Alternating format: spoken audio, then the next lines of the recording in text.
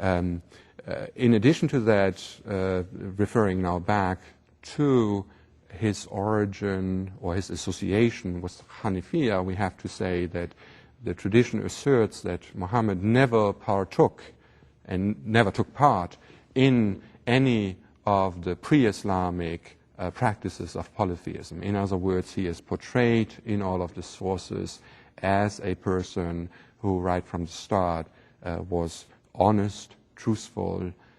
He is portrayed in the sources as a sincere person, al-Amin, the trustworthy one who finds the trust of the entire community. There's a story, for example, of Muhammad that involves the rebuilding of the Kaaba in Mecca. The Kaaba had fallen into disrepair, and now the Meccans were rebuilding the Kaaba to put it back into shape. And one of the more interesting aspects of the Kaaba is that it contains in the southwestern corner the so-called black stone. This is said to have been a stone that is part of the original Kaaba that goes all the way back to Abraham. And the question arose among the Quraysh, the tribe of Mecca, as to who would have the honor to put that stone back into its place. And we have this beautiful story how Muhammad, in his wisdom, and Muhammad, with his keen understanding of human nature, suggests to the competing tribes of Mecca that the stone be put on a piece of cloth, and that the various tribal representatives that had been fighting over the question who gets to put the stone in, all of them together now carry the black stone to the appropriate place, and then it is being put into that place by Muhammad himself. Again, kind of a story that shows us the reverence by which Muhammad is held in Muslim tradition.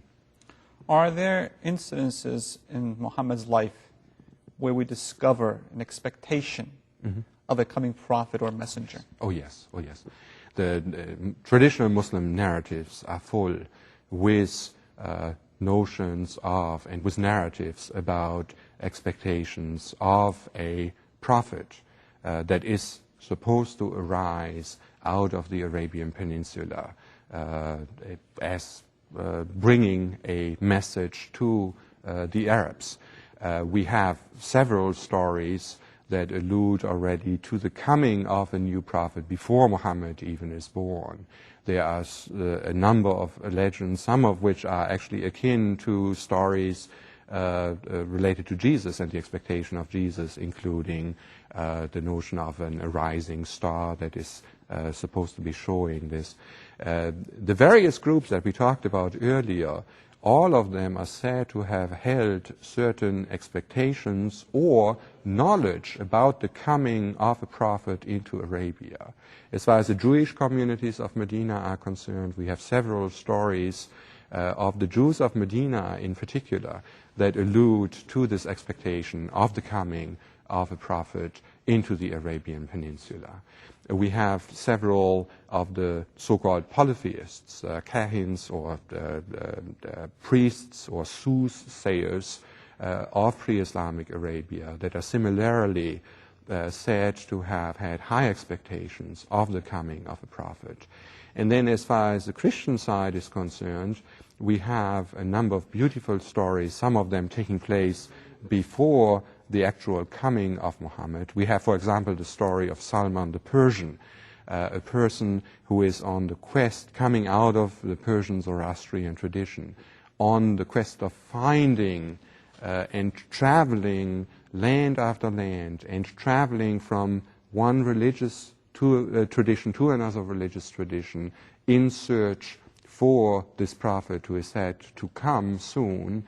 And everywhere that Salman goes, he gets assurances from religious authorities, be they Zoroastrian, be they Jewish, be they Christian, that yes, indeed, the arisal of a new prophet is imminent. And so this beautiful story carries us from one country to another, from one religion to another. And of course, the end point of this story is Mecca, where Salman the Persian finally finds the Prophet Muhammad. Fascinating. In addition to that, one other very interesting story, I would say, is the story of travel. Now, this is during Muhammad's childhood. As we had said, Muhammad is growing up in this trading town. He's growing up an orphan. And so, as would be expected of a Meccan, you would learn your trade, and the trade would be in the trading business. And so there's a story about Muhammad traveling with his uncle, Abu Talib. This is after his grandfather had passed away. And during that story, they come across an hermitage, that is to say, a place where one of these Christian monks is leading a solitary life of dedication to God. And according to the story, this caravan had passed the hermitage of Bahira, that's his name, Bahira the monk, many a time without ever being stopped. But on this particular occasion, Muhammad had joined the caravan. And so Bahira stops the entire caravan and invites everybody in the caravan into his abode. And so the elders of the caravan come in, and Bahira seems to be somewhat uneasy, and he asks, is this really all of you? Until somebody mentions, well, Muhammad is also traveling with us. And so Bahira insists that Muhammad also partake in this hospitality. And once Muhammad joins, the story goes that Bahira is actually recognizing in Muhammad a future prophet. So we have these various religious traditions, according to these sources, all of which are predicting the coming of a new prophet who is said to be arising out of the Arabian soil. And Dr. Teipen, we're going to take a break now. Please stay with us, as we'll be back momentarily. We wish to hear from you, so please forward your comments to perspectives@ebru.tv.